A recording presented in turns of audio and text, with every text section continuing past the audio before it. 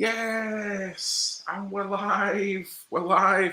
I didn't think this was going to happen, guys. I seriously didn't think it was going to happen, but it is. It is happening. And thank you very much for jumping on.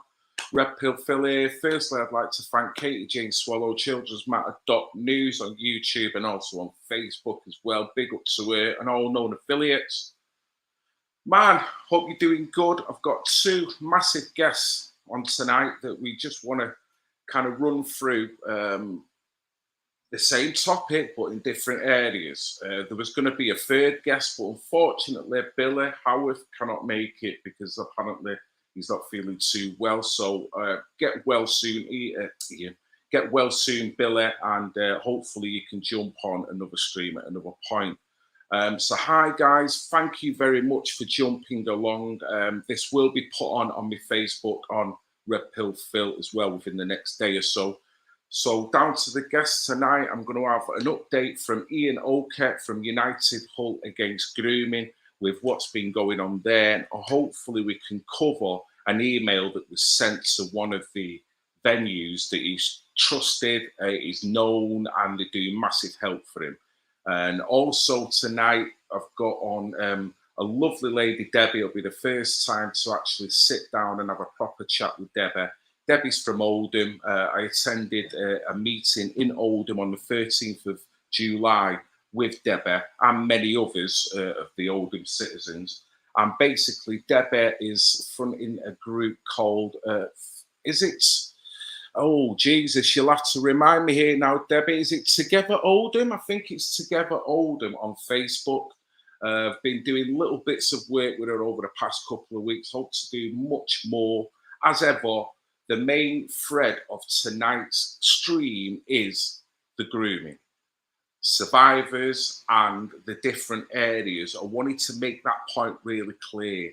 The correlation in different areas. If you know what I've been doing over the years, you know I've covered grooming from many different areas and aspects over the years. And it just so happens now, at this point, over the past few months, I've been covering 3 different areas. You could say Rochdale very loosely, but more importantly, at this moment in time, it's been Hull and also in Oldham. So tonight it's going to be Ian Oakett and Debbie from Together Oldham. So without further ado, I'm going to bring him in. Yes, Ian, and yes, Debbie. How are you doing? And thank you very much, guys, for jumping along. Evening, Phil. Evening, everybody. Good evening, everybody. Please excuse my dogs if you can hear barking. I've got a crazy pup. I call her the Ginger Ninja, and she barks at all sorts at the moment. So if you can hear barking, I apologise. And it's Oldham Together. Oldham Together. I do Oldham apologise. Together. Yeah, seriously. Oldham Together. Right, Oldham Together. And just on Facebook, is it? Or you're available elsewhere? Yes, just on Facebook for now. For now. Right, okay. You'll have to send me that link over at some point through WhatsApp, and then I can include that with this stream moving forward, yeah? Yeah, will do, yeah. Excellent. Ian, how are you doing, my friend? Yeah, good, mate. Thank you very much. Yourself? Getting on with it, sir. Just feeling the heat. It's quite muggy here, but it's still quite warm. And it's here, yeah. It's good. Keeps trying to rain today, but it's still, every time it starts raining, I run outside and get off a bit cooler.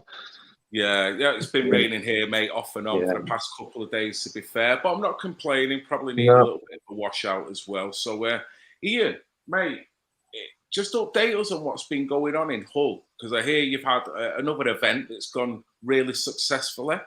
Yeah, beginning of July, we had a ska and reggae night at the club, which I believe we're going to be talking about in a bit. We did a live auction. We had a reggae DJ on. Absolutely brilliant turnout. A couple of 100 people there. And the best part of it, we raised just short of £3,000 for the charity. So, yeah. That is awesome news. Yeah, absolutely. Yeah, absolutely. Yeah, saying about the dartboard, the dartboard auction, just a plain everyday for just a normal dartboard that you buy from a shop, 50 quid. So for £300 on the auction. Then the guy who bought it gave it back and said, do another auction on it. and we got another £115 for it. So a cardboard, which could cost 50 quid, went for 415. It was, that just shows the generosity of the people of Hull. Absolutely amazing people. And you were talking about the survivors as well, briefly, wasn't you? Yeah, we had an admin meeting last Wednesday, and 4 of the survivors came along. I rang them and just said, "Look, would you come along and tell the admin if there's anything we can do for you?" And one of the survivors has just got her first ever flat on her own. She's moving on with her life. It's obviously difficult, but she's got a flat now, but she had literally nothing, absolutely nothing. And she says, "Is there any way you can help me? Because I've got nothing to move in with. I've got a bare flat." So within 2 days, we had everything she needed, really. We've been moving stuff in this afternoon. So again, one post on Facebook, on our Facebook page, and everybody's jumping on. I've got this, I've got that. So yeah. So the admin team have been running around all this afternoon collecting stuff and delivering it for her. Has to be commended. The spirit of your group, mate, the solidarity, because what I do know, ever since the bike ride, well, ever since the march, because that really ignited what happened afterwards, but just how you all stick together. You're all there to support one another, whether it be financially or just in numbers anyway. You know what I mean? You really do need to give yourselves a pat on the back. No, it's the admin team I've got together now, because obviously when I started it off, I was pretty much a one-man band. My brother helping me a little bit, but most of it was done myself, and it was getting too much. And then, a few of the members said, "Well, we'll help you. And then the admin team got together, and they're absolutely amazing. We can't do enough. It's brilliant. And the solidarity between us all, and, we're there for one thing, and just nothing's too much trouble for them, and it's just, going from strength to strength, it really is. Well, it must be satisfying again, Ian, knowing that not only are survivors coming to you for help, whether it be a chat, whether it be a link up in terms of a phone number to somebody else, but physically you can help them as well with what they need in front of them. You must be really satisfied knowing that initially you'd seen this first documentary on Sky and you're thinking, as a Hull resident, how can I help? How can I speak out? And look what you're doing now. You know what I mean? Yeah, no, it's like I say, it's a massive team effort, and it's same as we've got one of the girls. I said, "Okay, do you want anything from us?" "Well, I need a bit of help with counselling." I went, "Okay." She says, "I've been to," and this girl doesn't actually live in Hull. She lives on a town outside of Hull, and she comes under the East Riding Authority. But case is based in Hull because she was groomed and abused in Hull. So it's Hull Social Services that are dealing with the case. So she'd gone to Hull Social Services and said, "Look, I need some counselling." And they said, "We can't give you counselling because you're from the East Riding." So she went to the East Riding Council and said, "We can't pay, we don't pay for that. You were groomed in Hull, so they have to pay for it." So neither of them have paid for counselling. So again, we've stepped in, right, okay, we'll pay for it. So I've got I've got a phone call with a lady tomorrow, just across the bridge from us, does equine therapy. And one of the other survivors actually used it. And she says, "It's absolutely amazing. It helped me no end." So I called them on Friday, and I've got another chat with her tomorrow, and then to arrange some therapy sessions for one of the girls. The original plan of raising the money was to get legal representation for the girls, and we decided, we spoke about it at the admin meeting and saying, "Look, we've got nearly £7,000 in our account now. Let's use some of it now, for the therapy now. We don't want to start the legal fees, the legal part of it, till we've got something like 10,000 in the bank, because obviously you need to go with a load of money to open a private prosecution or anything." So, but I said, "Look, if it costs us £1,000, £2,000 for some therapy sessions for one of the girls, it helps her out. We're doing it now. It's same as the girl with the things for an apartment. Let's do it now. Let's help them now. They're doing their best themselves to get on with their lives and to rebuild their lives. If we can help them in any way, we will." So have you heard of Maggie Oliver? Ian? Yeah, the girls actually work alongside Maggie Oliver at the moment. I was saying last podcast we did, they've just been to Survivor's annual ball down in Manchester. That's right. Yeah. Yeah. So the girls have four of them went down there for that night as well. So yeah, Maggie is helping them a little bit. Yeah, and because Maggie's got contacts with therapies as well, I believe. Yeah, well, I've told one of the girls, I nearly said her name, and one of the girls, she's going to she's got a meeting with Maggie or one of the team this week, so she's going to bring it up there, and if they can do something as well. So yeah, it's one of them. It could be if Maggie can, if your survivor can access therapy through Maggie Oliver, it might be just be that she might need transport. Yeah. I mean, that's rather than paying for therapy. I'm just putting it out there because I do speak I do speak to Maggie quite a lot. And I can, I can liaise and I can help with that. That'd be brilliant, Debbie. Thank you. So every bit of help we receive is absolutely amazing. Yeah. Can I just put in here, guys, and say this is why I wanted this stream to happen. I'm not saying anything's going to happen from tonight, but just little conversations, and now everyone knows where each other stands. We all know it's something can be nothing but a phone call or a text or an email away. Well, I'll pass my details over to Ian.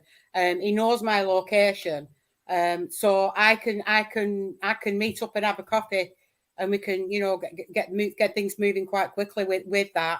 Absolutely, yeah. I can always come across and we'll go for a coffee. Yeah, that's absolutely fine. Yeah. So, but I do know that Maggie has got a lot of support network within the Maggie Oliver Foundation. So it could be that, and that's fantastic that you've managed to raise that amount of money. It could be that your survivor might just need transport, and I can drive as well. So, I mean that's what we said because she doesn't drive herself. There you go. You see, so we've already said, where she needs to go for therapy. Yeah, one of the admin team will not an issue. Everyone they've just said that. Yeah, it's about pitching in and helping out these survivors. That is exactly what it is about. Because you know what, these survivors have not been listened to for a very, very, very long time. They've not been believed. They've not had the support network there, and they need to know that support network is there. You've gone a different route to what I have in helping the survivors, but that doesn't mean that your route doesn't actually need to link up with my route. And you can connect other survivors. That ball that your survivors went to, a lady that I've been supporting for a very long time now, equally went to that ball. Okay, right. So they were there. And there's other survivors there as well, and I know they had an absolute ball of it. And they had a ball. I know that they did actually have a ball. But it's equally just as good to link. Survive. It's good that nobody will ever understand what a survivor has gone through unless you've gone through it yourself. So if you can build a network up of survivors who can support each other, who can talk to each other, who can just if you need to reach out to somebody, that is something that we can also facilitate that as well. Absolutely. So there's other things that we can be doing regarding that. Excellent, Debbie. Right, Debbie, you've made your mark on this stream now. Now let the people say it. I'm glad you put it in there because that's a great thing to do. Let's people on this channel and whoever else on my channel that may not be aware of your work, you're Debbie from Oldham Together. Now, you first initially got in touch with me because I basically put a call out for more information as to what was going on in Oldham. Yes, because I watched a meeting that was on the 27th of June, was it? That's right, yeah. It was a very fiery meeting. I wasn't there in attendance, but I'd done many uploads on it, and it really compelled me to find out more. I was in attendance, unfortunately. You was indeed. So, Debbie, explain how you first got into this argument, and then into, how that meeting occurred, what you feel about it, And then one thing I'm going to leave for the pair of us or you guys to come back to is correspondence. Now, I know Ian and yourself have both just updated me on correspondence that you've had that's been negative regarding what you've been doing as a positive. So Yeah. I kind of want to get your background, and then we'll jump back to the correspondence bit on both levels. So hi, Debbie. Welcome to the stream. Thank you. So yeah, how did you get involved? What got you involved in this topic? Well, we're going back to September, October 2019 with me. I was made aware of a man called Rajamir. Actually, he's who had become he'd come on Facebook, social media, and he exposed an email that had been leaked by a whistleblower, an Oldham councillor, the name of Ewan McDonald, lovely guy. And the email was about Jim McMahon not telling the parents in Oldham about girls being groomed and raped in shisha bars in Oldham. And this email was basically saying, we're not going to tell the people because Lee Rigby, who came from a place in Oldham, Middleton, had been murdered, as you know. God bless him. And he didn't want to tell the parents about the children being groomed in these shisha bars because it might create racial tension within the town. And there had been riots in Oldham going back a few years prior to that. But I saw that the reason that I got involved in the fact that I read this email and I thought, hang on a minute. So you're saying you don't want racial tension, but you don't even know there's going to be racial tension, but you're quite happy to let these girls to continue being groomed and taken into these shisha bars. So that got me echoes up a bit. And then I found out that Daddy, Shabir Hamid, the leader of the grooming gangs in Rochdale, actually worked for Oldham Council. But I lived in Oldham all my life, and nobody ever notified me that he worked for Oldham Council. Wasn't he a welfare officer or something like that? Well, apparently, yeah, he was working, welfare officer working with vulnerable families, and it's recently come out. Right. It's unbelievable, isn't it? I know, but listen to it's also recently been exposed as well through Rajamir that he also worked at the Citizens Advice Bureau. He was high up in the Citizens Advice Bureau, Daddy, with quite a few councillors that were also on the board of the Citizens Advice Bureau. So he was working out of the Citizens Advice Bureau in Oldham and Oldham Council Chambers, and he was a member of the Labour Party. So all them things combined, that gives him stature and authority. So imagine the damage he could do if he's got a corruption of the mind. Let's just put it like that. You know what I mean? And that's the sick thing. So carry on, Deborah. Sorry. Yeah. So I put in at your local council, they have full council meetings. And what I did, I sent a question in, and you're allowed to go up at these meetings, and they have like public questions, and you can go up and you can go and ask your questions. So I sent a question into the council, and it was about Shabir Hamid and working for Oldham Council and why parents weren't told about it.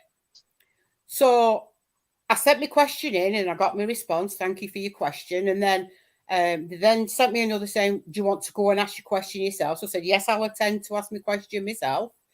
So on the 6th of November 2019, I took myself off to Oldham Council Chambers. I got there early because I am one of these. I like to get there early. So I got there early. He said, I'm here to ask me question. So she took my name and she said, right, yeah, right, okay. And then the meeting started. And it came to public questions.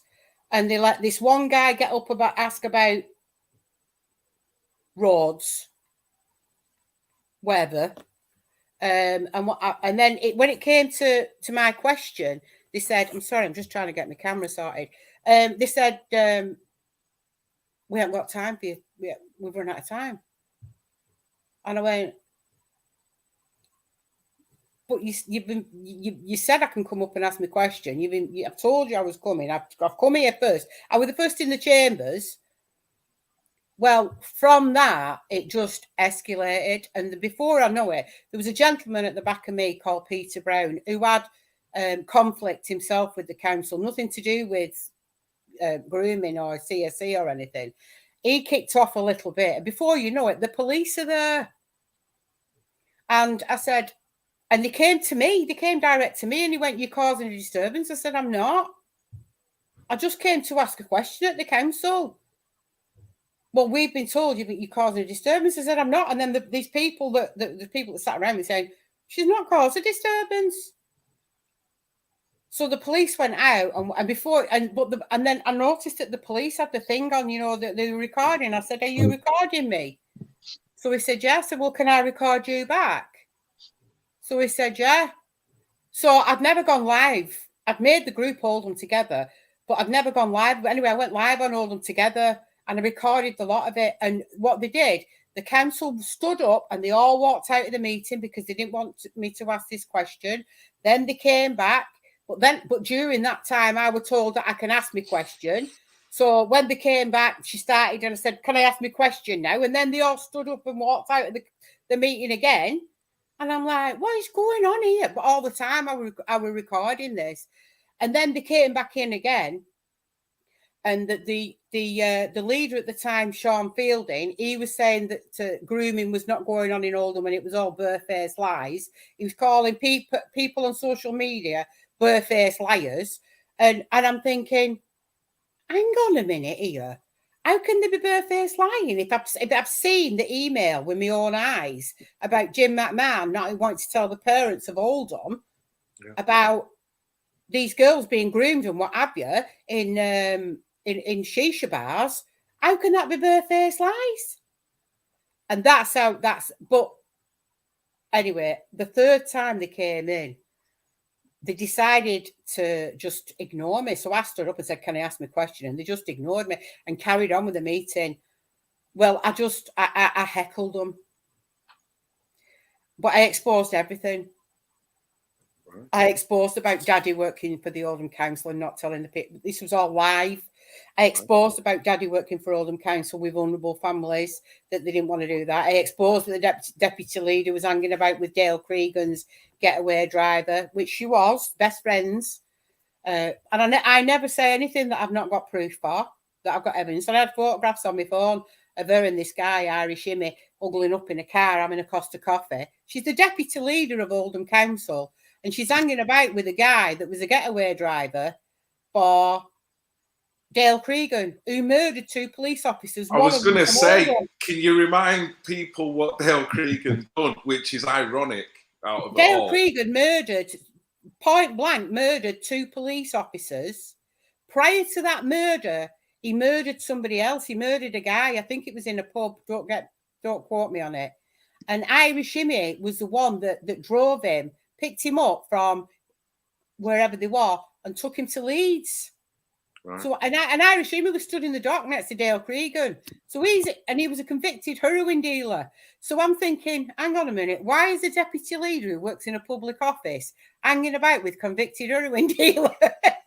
he's the getaway driver for I think you've got a right to ask that question, really. You know what I mean? I'm just started thinking, what the hell's going on here? You know what I mean? What's going on with this council? So you've got her that's hanging about with convicted heroin dealers. You've got the leader of the council calling public members of the constituents barefaced liars. They don't want to ask a question about Shabir Ahmed, about that he worked for Oldham Council. And I'm thinking, something going on here. There's something going on. Anyway, by the time I left that meeting, and I did say I'll be back at the next one, and I did go back on the next one, but then COVID hit, didn't it? So there were no meetings with her. But you certainly made your impression felt there, though. Well, yeah, I did, because that very night then I was getting messages via Messenger on Facebook from the leader of UKIP asking, do I want to join UKIP? I said, no, thank you. No, thank you. Do I want to join UKIP and stand for UKIP in Oldham? I'm like, no, thank you. Yeah. There's been over 50,000 people that's viewed that Brilliant. video. Brilliant. And but there's been a backlash with that, because I outed the deputy leader about hanging about with that Dale Cregan's getaway driver, Irish Immy. He then decided that he wanted to share my face, my house, and calling me a far-right racist. He shared it into 18 Islamic groups. I was then getting threats of, we know where you live, we're going to come and get you, we're going to rape you. So I then had to flee the town. Meanwhile, it's still all right for the deputy leader to be driving around with a driver that driven Cregan all over the place that threw an hand grenade at the police. And so you can see why it's disparaging all this, and you can totally understand. I mean, the one thing I will say, Deborah, is the spirit that I see for myself on the 13th, but ultimately what I felt was going on the 27th, the earlier meeting. There was somebody who got in touch with me via Facebook who lives in Telford. And when they kind of got onto the fact that I might be covering this, they firstly complimented all the Oldham folk, because what they witnessed on the 27th in terms of the energy that was coming from the crowd, bearing in mind the footage I showed was of on the inside, the actual footage that they film. Yeah. So you don't get the full audio of what the public gallery, you get murmurs and you can tell, things are cooking, but you don't get the full audio. No. Even with that alone, he got back in touch with me and said, I can't believe the spirit of Oldham. If only Telford could have that same spirit, it seems that we're just accepting what is going on. Now, I can't say that, but that's what he said. Well, and he just applauded. Do you know what? I'm disabled.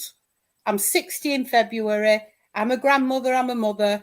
And so all it needs is just one person. That's all it needed. And I went to the council on my own. Yeah. And I just wanted to ask that one question. And I saw what it's appalling. It's appalling. And after I did that, I had victim after victim after victim. Or as we're saying now, I had survivor after survivor after survivor contacting me through Oldham Together saying, what can I do? What can I do? What can I do? And I'm like, well, I didn't know how I could help them.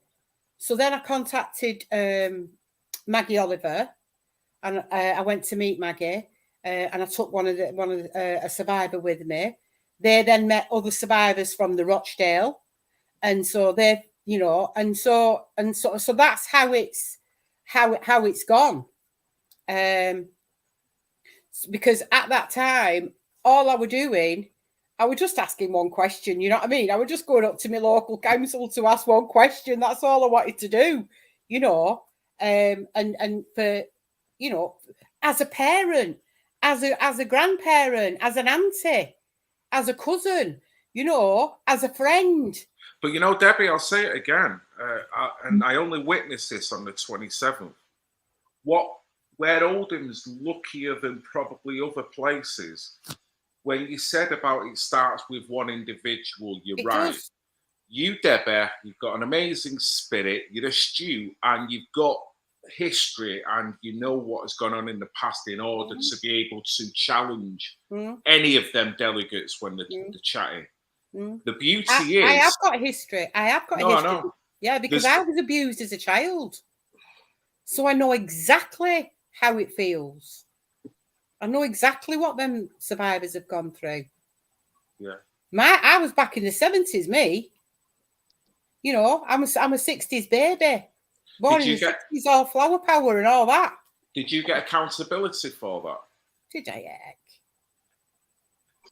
heck? But do you know what?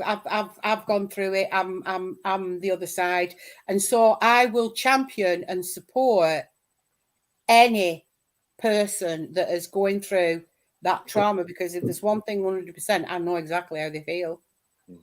I know exactly what they've. I don't know what they've gone through. Everybody's story is different. What could happen to one survivor didn't happen to another survivor, and thank God for that. But you know, there's many survivors out there that have got the stories there. But you know what?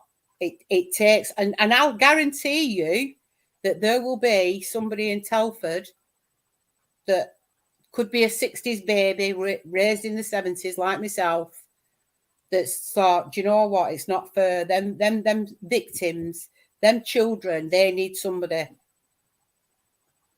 Yeah. That's all I did. That's all I did. You know, I've got to bless the pair of you here, because look what you two, I mean, you both represent just honest, decent citizens in your respective locations, but you are representative of people that their own authorities, and we're talking social services as well as the judiciary, the police and the councils in respective places, are not giving them the voice. No. Because if there was, they wouldn't be coming to you guys. If there was, you wouldn't have raised all that money here. If there was, Debbie, you wouldn't have gone to that council office on that first occasion raising concerns, because they would have all been taken care of.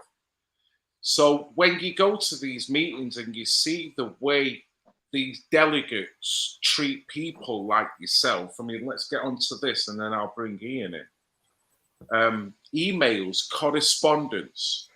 Now, obviously, you've become a thorn in the side of Oldham Council, Debbie, because you're forthright and you've got projection and you've got right on your side, and that can't be tackled, seriously.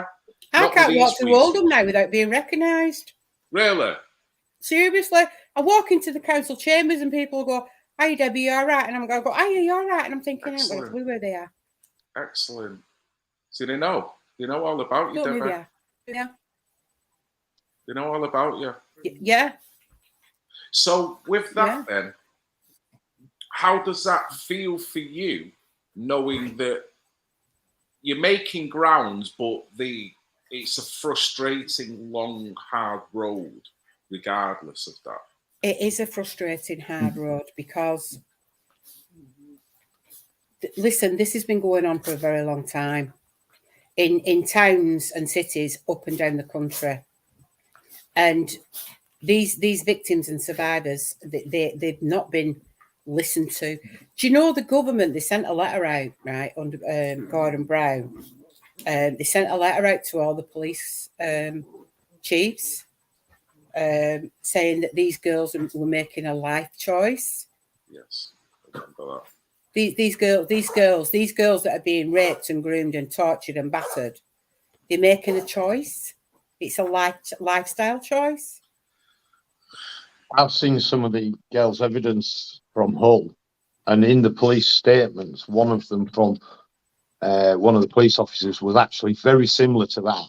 It's as if she's voluntarily putting her life in danger, and she's going to these places by choice, not being forced.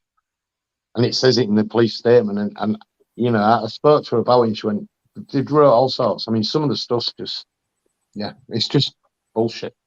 You know, these tactics are that ridiculous. I can only surmise it all spans from pretty much what you mentioned early on, Deborah, when you mentioned about the council leader that was that scared about talking about this issue because it was PC or is breaking diversity by talking about something.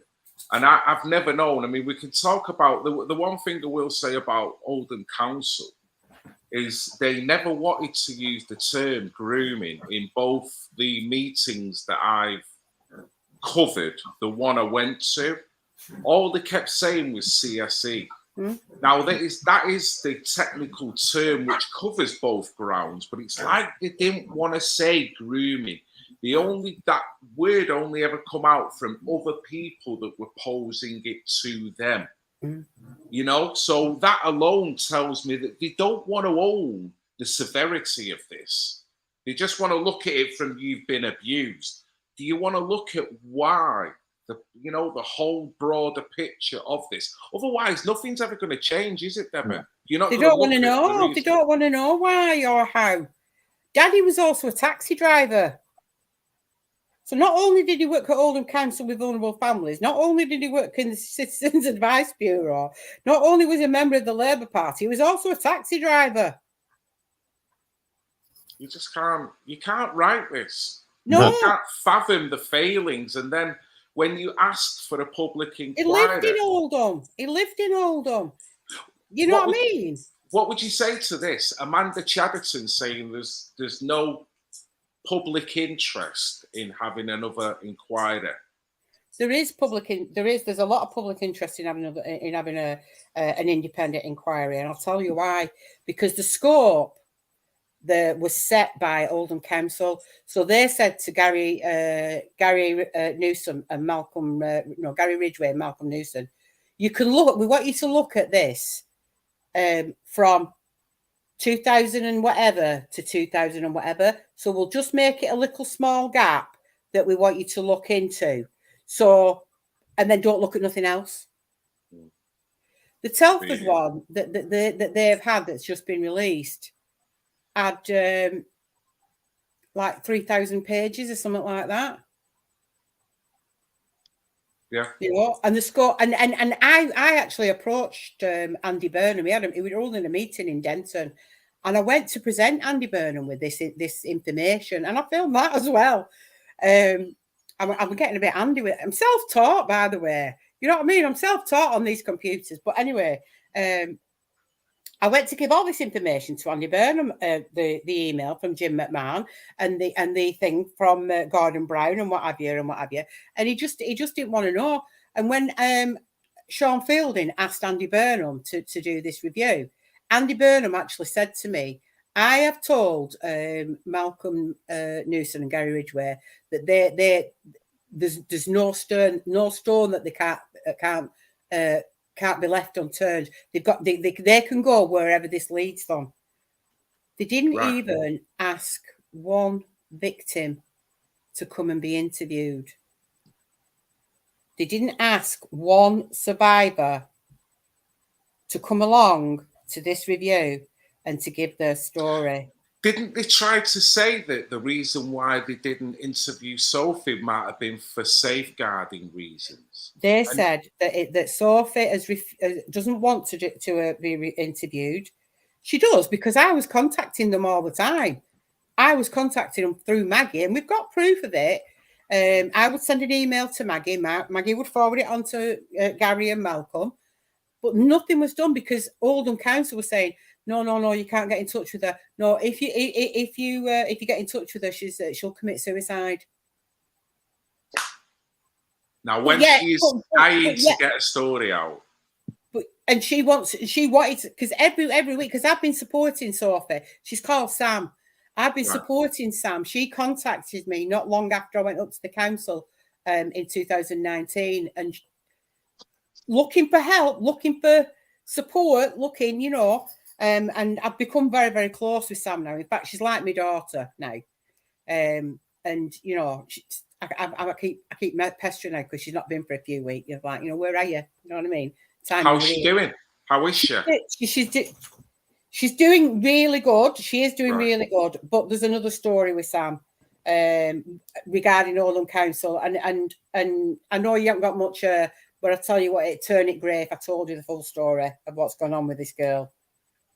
And she was failed from the onset when she turned into that police station that day. She walked into Oldham Police Station because she'd been assaulted in the church grounds, and the police allowed her to go off with them men.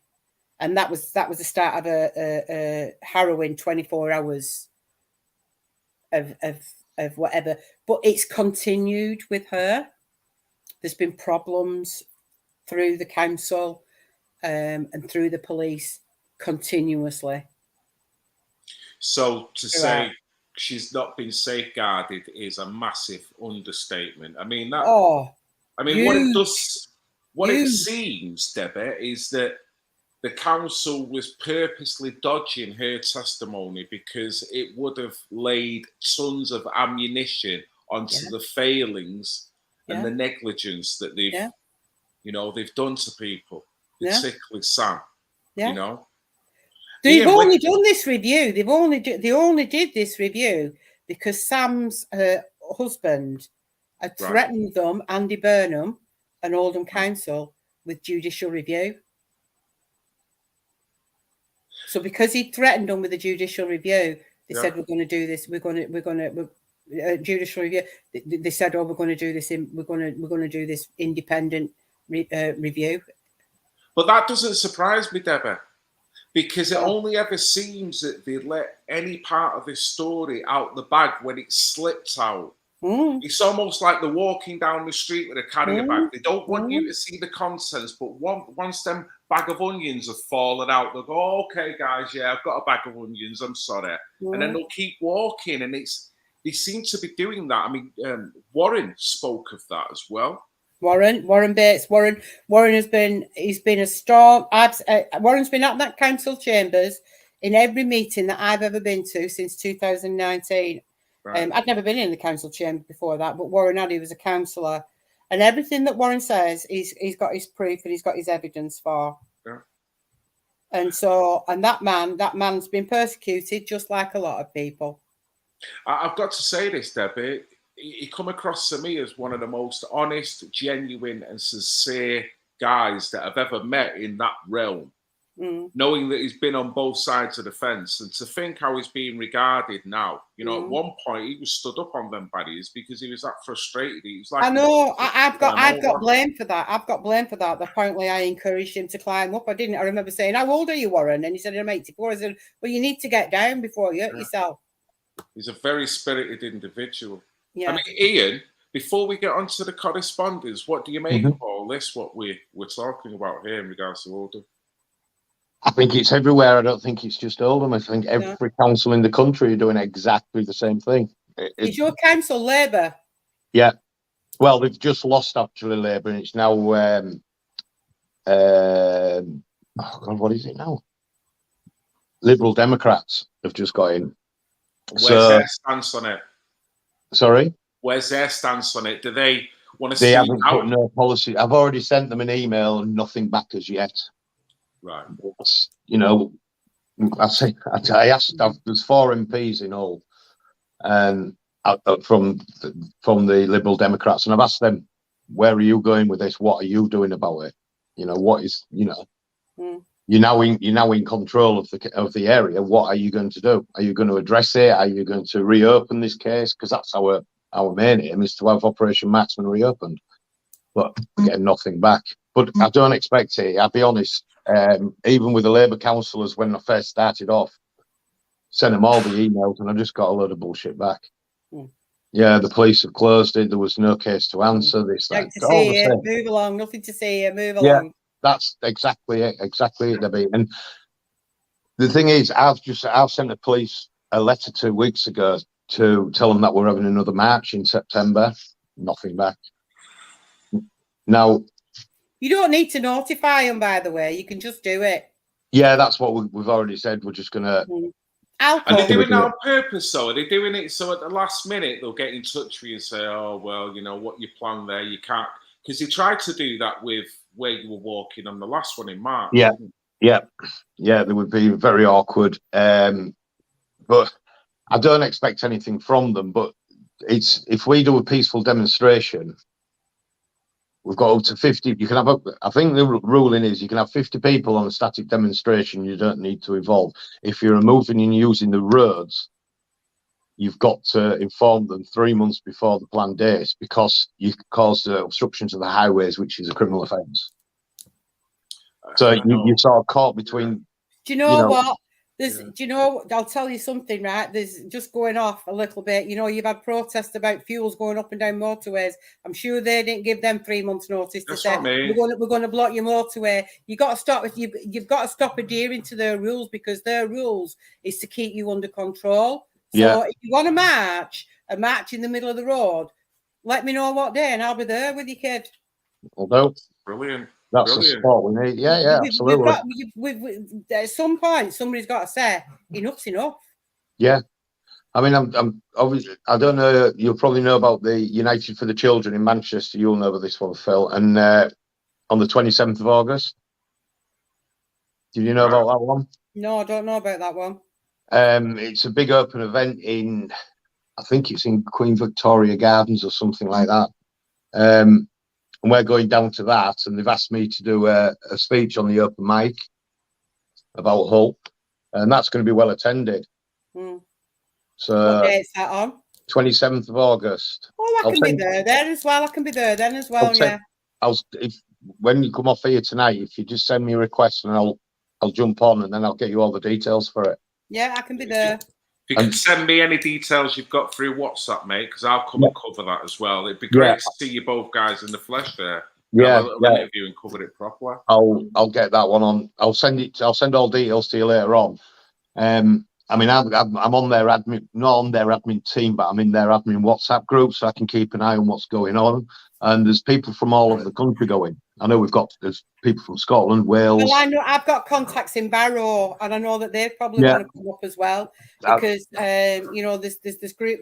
Well, we know this grooming's been going on up and down the country. We know absolutely. that. You know, you've probably got contacts in Telford as well. Yeah. Maybe they want to come because the main thing what they really, really fear, and this is what they do fear. The more the survivors and the supporters come together up and down the country, the more they will fear us. Well, that's what I was aiming for, because I want to go to Manchester, spread the word of Hull, and then 2-3 weeks later do the march in Hull to try to get that networking voice out there, to get them along to Hull to make it bigger. And the same, yeah. We'll go to them. I know people in Oldham that'll come. I know people that in Oldham will come. They'll come to Manchester. They might come to Hull. Some of them are I don't know if they've got transport or whatever. But this is, I feel now for the survivors. Well, these children, the thing is, it's still happening today. Don't be under no illusion that it's not happening. It's still happening today. It is. There's still vulnerable girls out there and boys.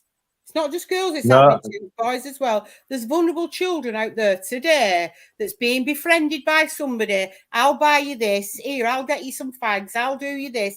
Do you want to drink a vodka? We know how we do it. We all know how they do it. Yeah. And then, that's happening today. But the thing is, we need supporters of these victims, of these children, to come together. This is what we need. The more people unite now, from Barrow, from Telford, from Hull, from Rotherham, from Oldham, from up and down the country, the more the people in authority are going to fear us. I totally agree with you, Debbie. The beauty is with that, solidarity will born out of that. But survivors correlating stories, talking together, getting strength from each other. They will get so much strength from that. They will get so much strength from that. Let's look at it from a council meeting perspective.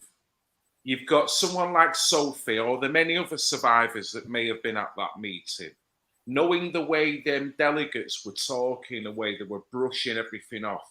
Imagine how worthless, I have to say it, those survivors may have felt just because their delegates that are supposed to be representing them was not. They didn't want to acknowledge them. And in one case, Sam Stroke survivor, they were blagging on the reasons why not to interview her because they knew her story would blow it out the water. Yeah. Sam's story is the only story that's got through because we went round the back door. We went in the back door and did that. They did. And here's the thing: they did everything within their power to stop Sam from giving an interview. We've even got Gary Ridgway recorded stating that they did everything within their power to stop her from being interviewed. And that's the guy that's done the review. So, and the next review now is going to Rochdale. Do you really think that they want their stories out? No, it's Yeah, damage okay. limitation, Deborah. Yeah. All these tactics, because it's like I said before, it's like spilling. Any bit they spill, they've got to be accountable for. And that review was only the bit that spilled out the side. And you noticed that all like, oh, I couldn't believe it. You could not. We're really not sorry. react to that. We failed you, and we failed you again, and we failed you again, and we failed you again, and we kept failing you. And great And then Deborah, police, we failed you. someone But kept sorry. saying in the public gallery, who is it that's accountable, and how many survivors are we talking about? Do you know it's not one of them delegates even talked about how many survivors potentially they're talking about, as opposed to how many they've spoke to? No. Ridiculous. On the meeting on the 27th of June, which people can catch up on, it'll be on YouTube, 27th of June, Oldham Council, look it up. Yeah, it is. I apologise for me swearing now because I did swear. Or I'll join all of them together and you can see it there.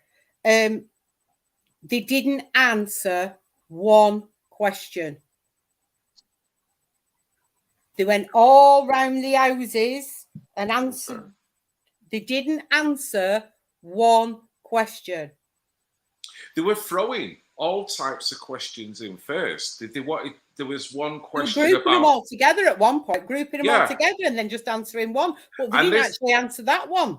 And this is what I was saying it earlier, that what was in that meeting that night, and clearly on the 27th as well, was a lot of astute individuals. Now, there were some ex-councillors there as well as Warren, but all of you are very politically savvy on what you were listening to, the characters, and you knew of the background story, so you wasn't letting them get away with anything.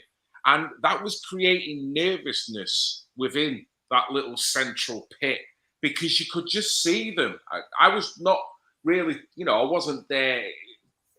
I was just kind of watching as a bystander, but I was watching the reactions of these councilmen and councilwomen, and all they were doing was just looking at the characters from on the other side of the public gallery that were shouting, but they were looking with a little bit of hesitation because they knew they were getting the collar felt, and that's really, they're not going to go there and spit off a load of crap and then the public gallery to go, oh, right, okay, thanks a lot. You didn't get that. You got chastised for doing it. So honestly, it's brilliant to see. And I agree with you both. What really needs to happen now is that visualization of other groups getting together, working together, supporting each other on each other's meetings, sharing each other's stuff, and being seen alongside each other, because it's all too easy just with one area talking about things. Well, let's close that down. There's another area. We've got Telford, Rotherham, we've got Oldham, we've got Rochdale, we've got Hull. We've got all them areas there, but independently. Barrow, Cumbria, Exactly. Independently, I have to say it because I've covered them all. The weak, together, the strong. Don't think that these girls haven't been taken from Hull and taken into Oldham, because they would have been. Oh, yeah, of course. No, don't think that the girls have not been taken from Telford and taken to Cumbria, because they would have been. Yeah. I mean, we've got one of our survivors was taken into care, and she was still being groomed while she was in care. So the council moved her down to Leicester, and the perpetrators drove all the way to Leicester to bring her back to Hull. Yeah. Taxi drivers, they're all taxi drivers and what have you. They've got the. That squeaking's my pup. I apologise. It's the pup. It's the ginger ninja. She's found a crocodile squeaky, so I apologise. Got a lot to say. She's talking more sense than any of them bleeding delegates that were at that meeting. I tell you that. Yeah. Right. Well, let's get on to the last point, guys, and I'll let you get on with your evening. Thanks again for taking time out. No problem. You're very welcome.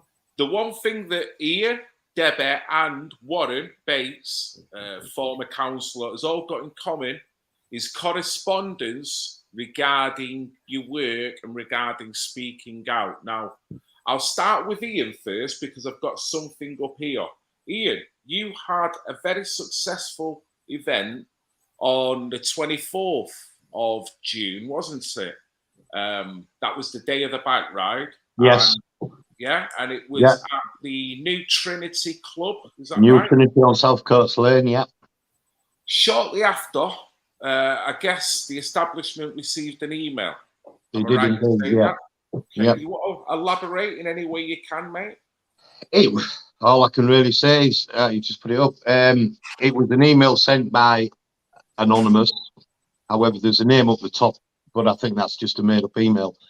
And as you can see, accusing me of being a far-right activist and using the United Hull as a cover for my right-wing beliefs, which I don't have any. Then it goes further on with the DLFA and the FLA, naming my brother, my nephew, all members of my admin team, and basically just saying all we're doing is we're a far-right organisation under the cover of United Hull. I mean, there's quite a few people. Sharon gets a mention, I believe. Karen gets a mention. You've got a little mention yourself there, Phil.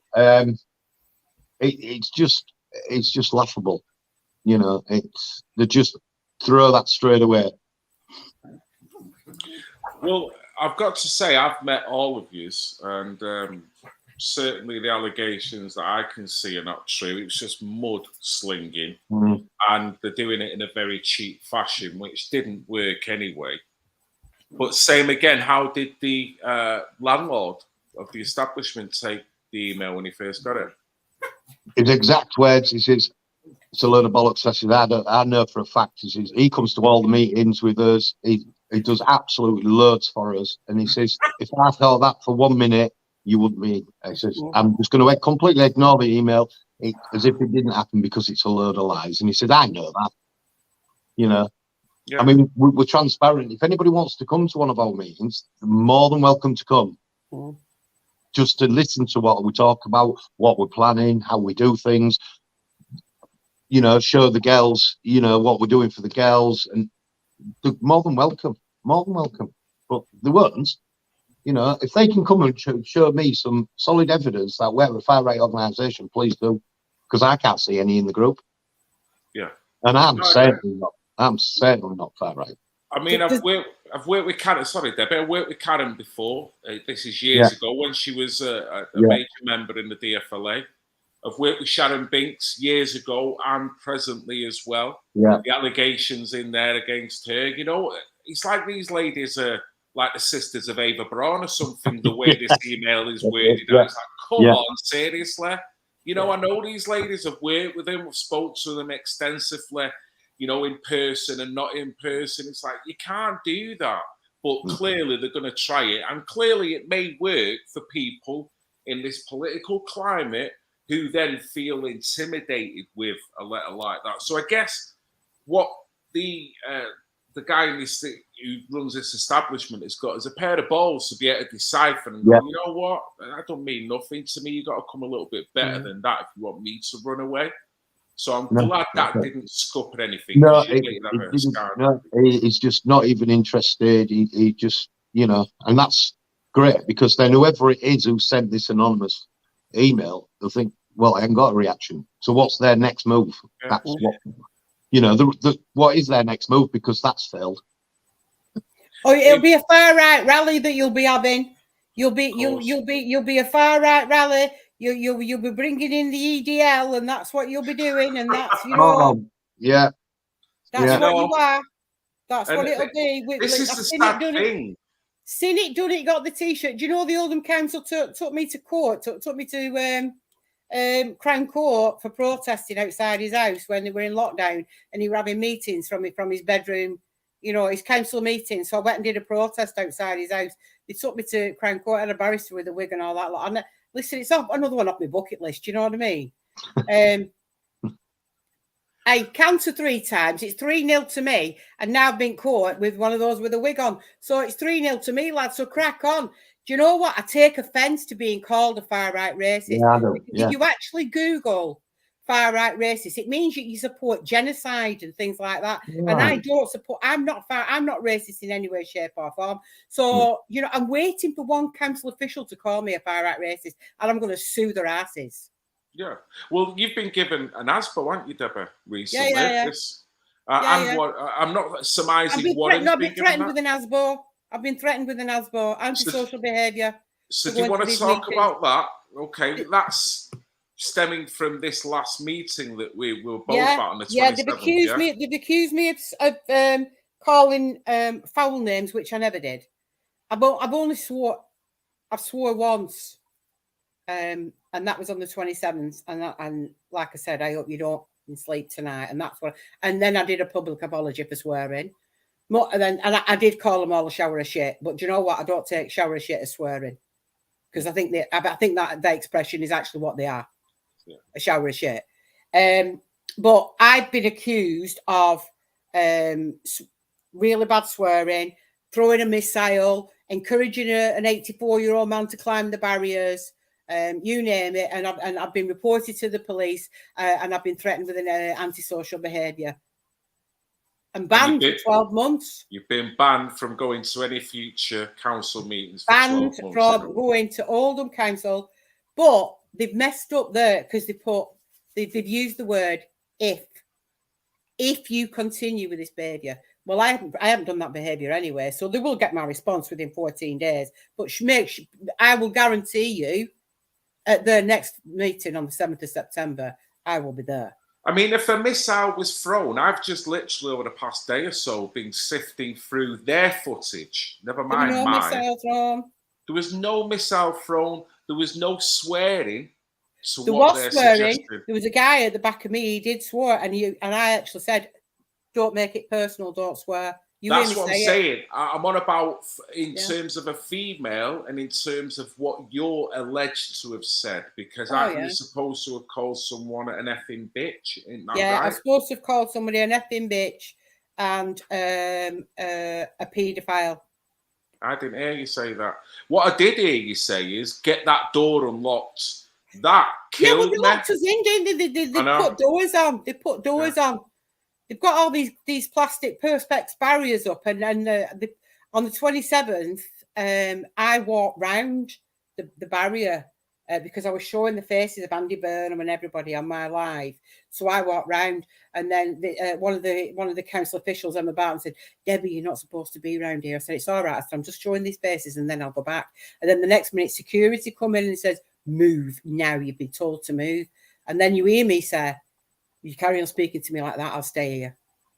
So you need to back off." He said, "I will bring the police in." I said, "Will you?" And you hear me saying it. You hear it. It's all on recorded. It's all recorded.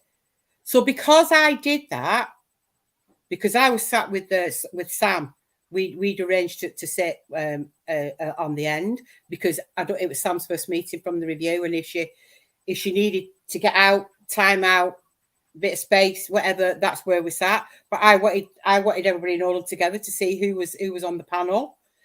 So that's why I walked around. Because I did that, when we went on the 13th, they put doors there and locked them from the inside the chamber. So actually, when we was led in, we were then locked in.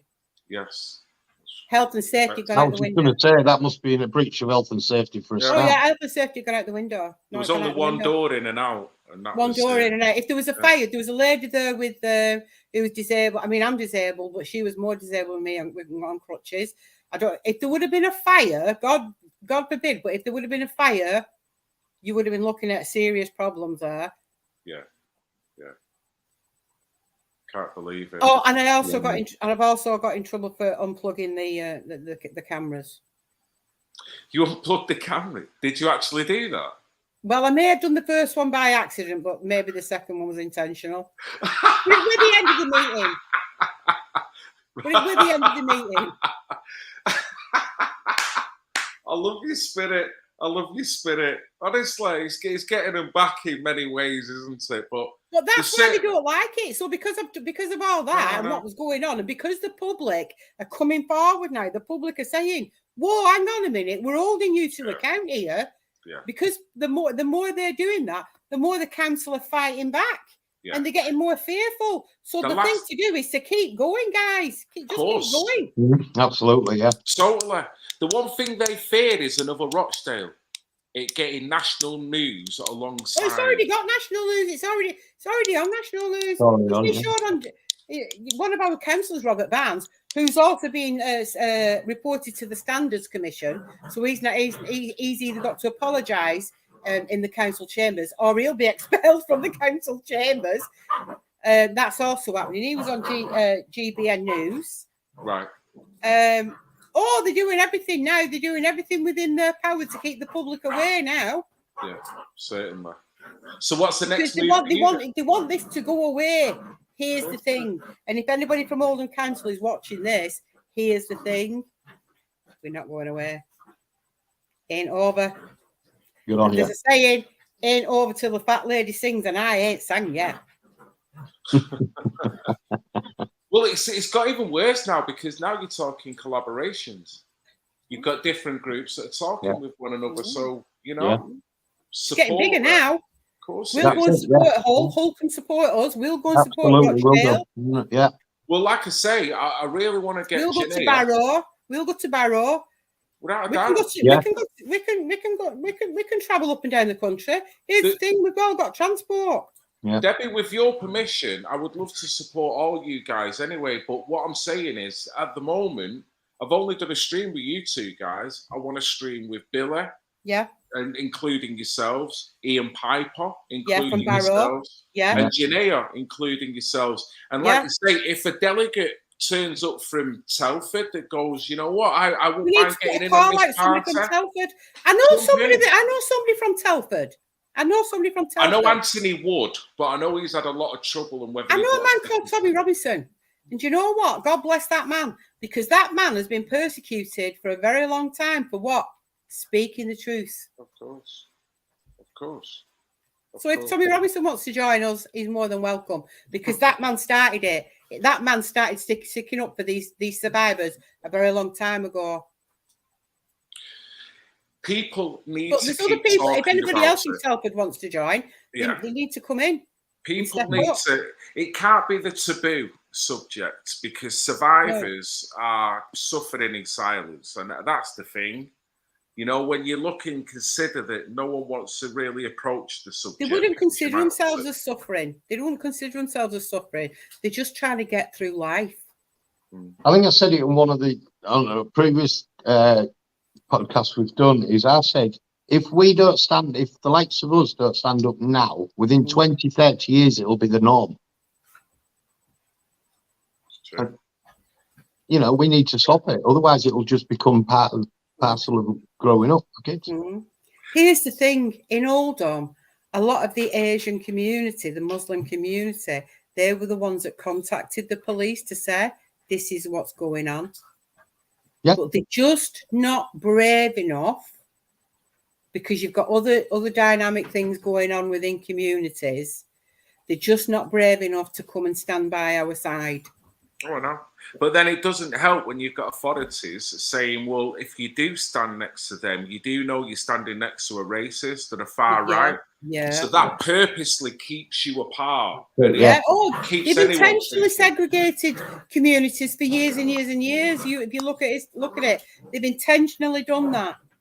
They segregated communities for years and years and years. They don't want us being friends. They don't want us coming together. And that's why I made Oldham Together. Yeah. Which there's a central point to be had by all groups that we can all agree on. You know what I mean? We all want to get together and live our life in a positive way, but we've got to own when stuff's happening in your community, regardless of any of the demographics. You've got to just hold your hand up and say, well, if look, you've got your idiots in all communities. You've got your idiots in all communities. Yeah, absolutely. And that's the way it is. But you know what? Most people are peace-loving people.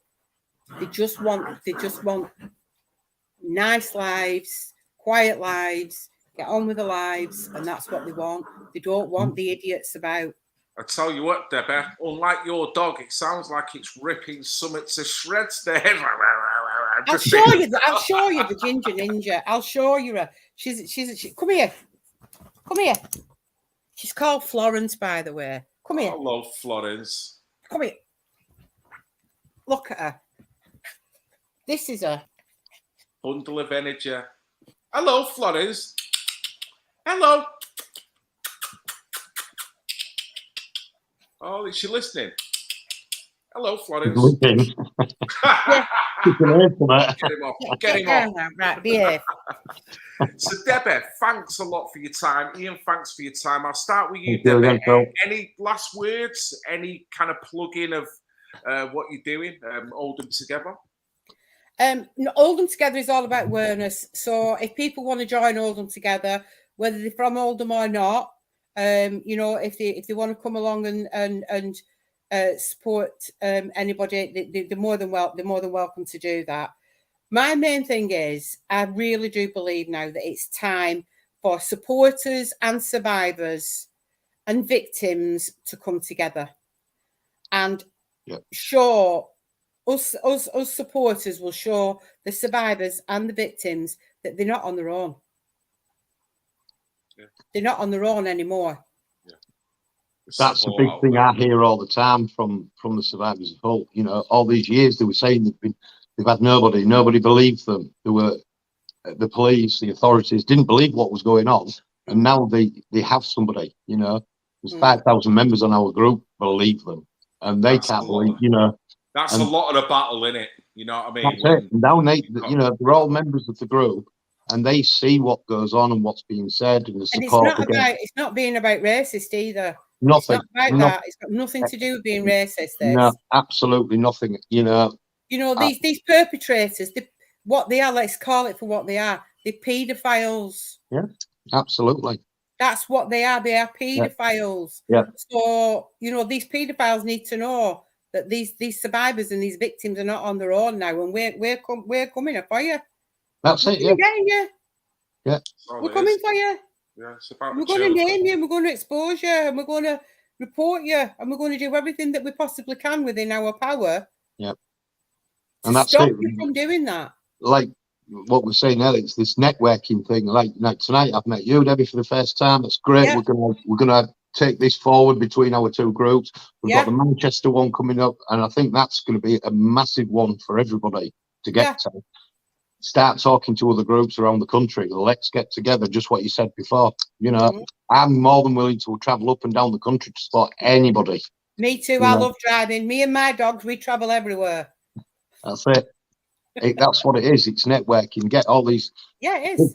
It's not Oldham, Manchester, Telford, Hull, County Durham. It's every single town and city in this country. There'll be something going on somewhere. Certainly, and it's coming out the shadows and sticking together as a larger group, isn't it? Yeah.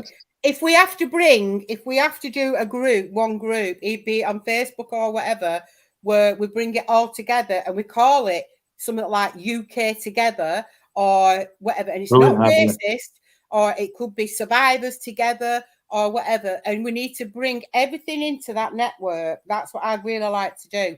I would like to bring everything in under one umbrella, and also guide these survivors and these victims to help to where they can gain help. Like I said, I've got contact with Maggie Oliver. If there's anybody out there, anybody listening to this that's going through it or gone through it, and they're like, I don't know who to talk to, or whatever, contact Red Pill Phil. He'll put you in contact with me. I'll put you in contact with Maggie Oliver, or contact Ian. Yeah. Likewise, anybody that's going through this or needs some support or whatever, there is the Maggie Oliver Foundation there. Just contact either of the two guys, and I'll link you up. Not a problem. Brilliant. Not a problem. Right. What I will say, from an outsider looking in respect to both of what I've seen of you guys, these two organisations are nothing about egos. It's nothing about infighting. It's nothing about views. It's nothing about making money. It's solely there to help the people of the respective towns and cities. And that is it. We've all three of us have no doubt seen many groups that have started with the right intentions, and then all kinds of things have gone wrong. And, you know, whether it was bad management decisions or whatever it is, some money and egos getting involved. This is nothing to do with that. So this should be more appealing for a survivor when they know that that's not going to be a thing, because it's not about that. It's not about gaining celebrity out of what is going on either. It's literally being here just to offer your skills to help other people. Really. Yeah. That's why I'm here tonight. It's nothing to do with views. It's because you two guys have got a valid argument. I've visited both your towns and cities, and honestly, I'd support you in a heartbeat, as you know. Well, that means a lot. That does mean a lot. And thank you very much for that. And thank you very much for inviting myself onto this platform, because you know there's got to be a starting point with everything, and then we can build from that. So if we can build a network of support for these survivors and these victims, that'll do for me, kid. Brilliant. I think it will happen. It's just going to be as time moves forward. But we've made the initial start now. We've broke the ice. There's no reason to me now that further down the line, slight little changes are going to be made that will bring everyone into the fold. Plus, each one of them doing their own respective thing as well. It's not about treading on anyone's toes here. No. What they're doing as an independent. Yeah. No. Guys, it's been so enjoyable talking to you. Have a great evening, whatever you're doing, a great week. No doubt I'll be in touch with you over the next day or so anyway. We need to sort something out. Ian, if you can pass your details over to Phil, and Phil's got all my details. You know, swap them over. If you can WhatsApp them over, and then I'll arrange to meet you one day this week or something, and we'll go for a brew. Yeah, if you want to bring, we'll sort something out from that. Yeah. And then I can get them dates as well for Manchester and for Hull. I can get them in my diary. I'll give you both each other's number then tomorrow while I'm in work. That'll be perfect. And I'll get the information over to you for Manchester on the 27th, and I'll keep you updated on our march in September. Yep. Honestly, that sounds excellent. It's all coming together, isn't it? It's been absolutely. Brilliant. And I'll get in touch with Barrow and Rochdale, obviously. You know, see if they can come along with us and everything, and we'll do it together. Yeah. United front, literally. That's it. Literally, that's why I called all them together, because it's about bringing people together. So if we have another umbrella, survivors together or whatever, but you know, that's what it's about. Indeed. Guys, thank you very much for your time. Thanks again. Enjoy the rest of your week, and stay blessed, stay astute, guys. Will do. Thanks a lot, Phil. Thanks, Debbie. Speak soon. No problem. See you soon, guys. Thanks, guys. Take it easy. You as well. Boy, that was awesome. Great. That meant a lot to actually do that. It's a pity Billy wasn't here, pity Ian and Janae wasn't here, but it probably would have been a congested street to have everyone in it. So that kind of works out nicely with the no overlaps and things like that. Very constructive, and hopefully people from the respective areas have got a little bit of solace just listening to someone else's story and knowing that someone else has got your back in another area. I mean, that's the main thing. So like Ian says, there's more to come in the future, just supporting each other's work, getting on streams and just helping each other, jumping on each other's marches or whatever kind of protests or council meetings that may be coming up in the future. Why the bleeding hell not? So, guys, I'm going to get going, but there was a couple of people who's asked me about my channel. I'm no longer on YouTube, by the way. Candy Kane and somebody else asked me. Thank you for jumping on if you've just jumped on, if you've not been on for a while. I'm still here on childrensmatter.news periodically. Thank you to Katie Jane Swallow again for that.